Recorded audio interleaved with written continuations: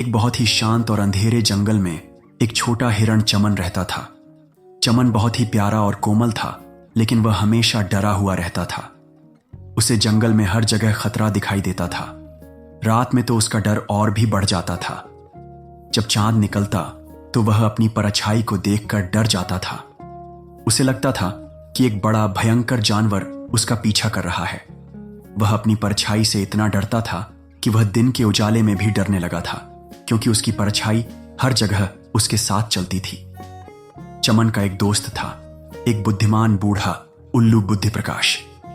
उल्लू ने चमन के डर को महसूस किया और एक रात उससे पूछा, चमन, तुम इतने डरे हुए क्यों रहते हो?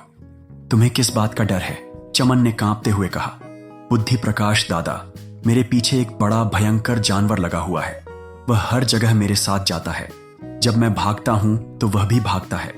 जब मैं रुकता हूं तो वह भी रुक जाता है। मुझे लगता है कि एक दिन वह मुझे पकड़ लेगा। बुद्धि प्रकाश ने चमन की बात सुनी और मुस्कुराए।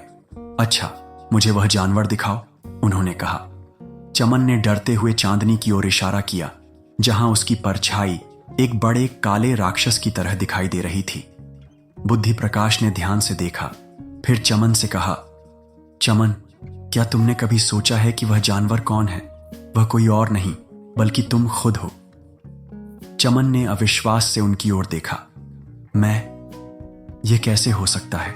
बुद्धि प्रकाश ने समझाया, यह तुम्हारा डर है, जो तुम्हें उसकी असली सच्चाई देखने नहीं दे रहा है।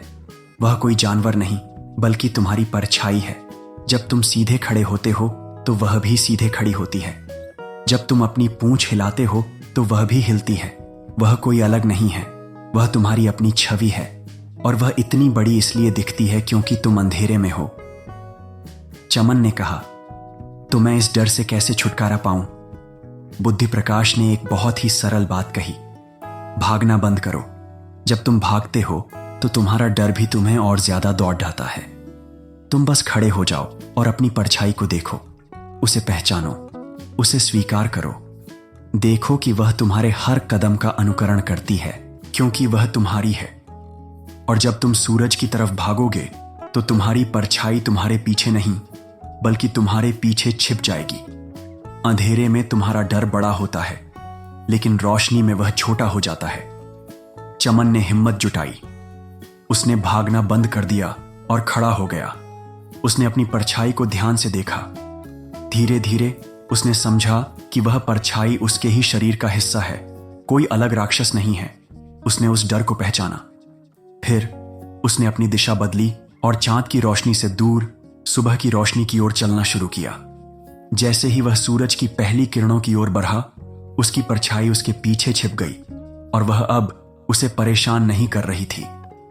चमन को एक अजीब सी शांति महसूस हुई।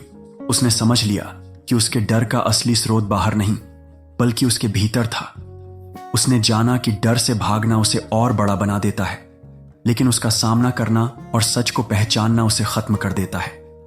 यह कहानी हमें सिखाती है कि हमारे जीवन में कई डर और चिंताएं होती हैं, जो अक्सर हमारी अपनी बनाई हुई परछाइयां होती हैं।